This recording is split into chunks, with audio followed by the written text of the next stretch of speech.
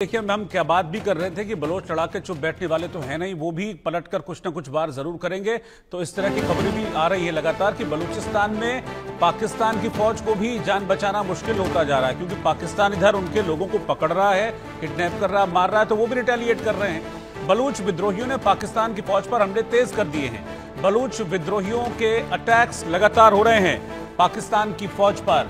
पाकिस्तान में एक महीने में 100 से ज्यादा हमले बलूचों ने किए हैं। देखिए एक महीने का आंकड़ा मैं आपको बता रहा हूं। एक महीने का आंकड़ा उनका बताया कि पाकिस्तानी फौज ने कैसे एक महीने में बलूचों पर अत्याचार किए। 151 बलूचों को किडनैप किया, 28 की हत्या कर दी। तो इधर बीएलए ने भी पाकिस्तानी आर्मी की मुश्किलें बढ़ा दी हैं। तो मुनीर की सेना बीएलए पर अटैक करती है, आम बलूचियों पर अटैक करती है, तो फिर बीएलए भी उनकी तरफ से हथियार उठाकर खड़ा हो जाता है और पाकिस्तानी फौज को वो जवाब देते हैं। एक महीने में 100 से ज्यादा अटैक्स बीएलए की तरफ से भी पाकिस्तानी सेना पर किए गए हैं और इस दौरान पाकिस्तान की कई चौकियां कब्जा ली गई।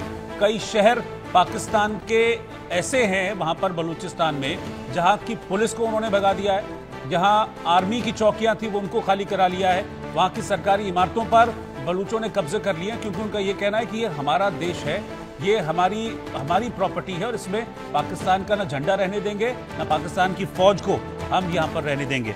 मेरे साथ जय सोनी साहब भी हैं। सोनी साहब, इस तरह का रिटेलिएशन होगा और मुझे लगता है कि ये संख्या बढ़ेगी रिटेलिएशन की, क्योंकि एक एज है उस एरिया में बलोच लड़ाकों के पास और वो है वहां का टेरेन, जिसमें पाकिस्तानी सेना उनके सामने कई मौकों पर हमने देखा है कि कम पड़ जाती है।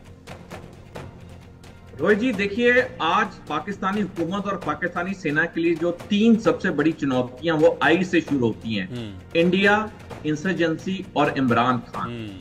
और ये तीनों आई ने पाकिस्तान पे इतना दम करके रखा है कि अब उनको समझ नहीं आ रहा वो किस तरफ अपना पूरा टेंशन दे, भारत की तरफ, इमरान खान की तरफ, या बलूचिस्तान या खैबर पख्तूनख्वा के टीटीपी और बीएलए पे। और जिस तरह से आपने सही बताया कि देखिए जब भी ये इंसर्जेंसी होती है उसमें जो टेरेन होती है वो एक अहम रोल प्ले करती है। और क्योंकि बलोचियों को बलूचिस्तान का एक एक चप्पा चप्पा पता है, एक एक इंच पता है, और तभी वो ऐसे ताबड़तोड़ हमले पाकिस्तानी सेना के ऊपर करते आ रहे हैं। उसका एक बहुत बड़ा हमने एक एग्जांपल देखा 14 मार्च को, जब जाफर एक्सप्रेस को पूरी तरह से हरण कर लिया गया और 250 से ज्यादा पाकिस्तानी सैनिकों को चुन चुन के गिन गिन के इन्होंने ट्रेन के अंदर मारा। तो ये डेफिनेटली बलूचिस्तान लिबरेशन आर्मी के लिए बहुत एडवांटेज है। और क्योंकि पाकिस्तानी सेना के अफसर जैसे वो जवान हर 2-3 साल में ट्रांसफर होते हैं, वो टेरेन को समझ नहीं पाते हैं। बलोची लिबरेशन आर्मी के जो लोग हैं वो तो वहीं पे बिल्कुल, उनका तो जन्म ही वहीं हुआ है, वो तो चप्पा चप्पा जानते हैं, तो डेफिनेटली टेरेन का पूरा फायदा उठाते हैं। और इसलिए पाकिस्तानी सेना बलूचिस्तान में दशकों से असफल रही है, नाकाम रही है। बिल्कुल। मनोज जी के पास मैं चल रहा हूं। मनोज जी, इस तरह के अटैक्स होंगे और रिटेलिएशन और बढ़ेगा बलूचिस्तान की तरफ से, क्योंकि अब पहले तो एक संघर्ष था सिर्फ पाकिस्तान सेना के खिलाफ, अब संघर्ष ये इसलिए भी बढ़ गया है क्योंकि अब वो कहते हैं कि हम पाकिस्तान है ही नहीं। देखिए रोहित जी, एक चीज हम सब लोग पिछले दिनों में भी डिबेट कर रहे थे, जो पहलगाम में भारत से जैसा अटैक किया, अगर वो 2 दिन और चल जाता तो आज बलूचिस्तान का एक अलग ही तस्वीर देखने को मिलता। और हो सकता है कि ठीक है, भारत सरकार की जो भी रणनीति रही होगी, उन लोगों ने क्या डिसीजन करके सीज फायर किया, इस पे हम लोगों ने बहुत लंबा डिबेट कर लिया है, क्योंकि युद्ध किसी चीज का सोल्यूशन नहीं होता। भारत का जो टारगेट था पूरा किया।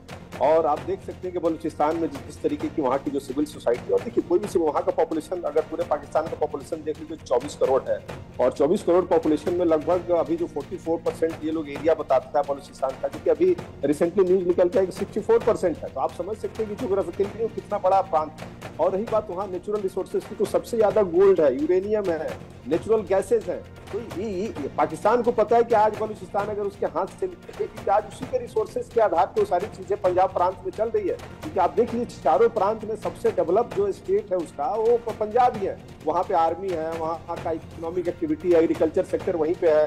तो आप समझ सकते हैं कि सारे रिसोर्सेज को एक तरीके से ड्रेन किया गया है बलूचिस्तान से, और बलूचिस्तान को कभी भी उसमें हिस्सेदारी नहीं मिली है।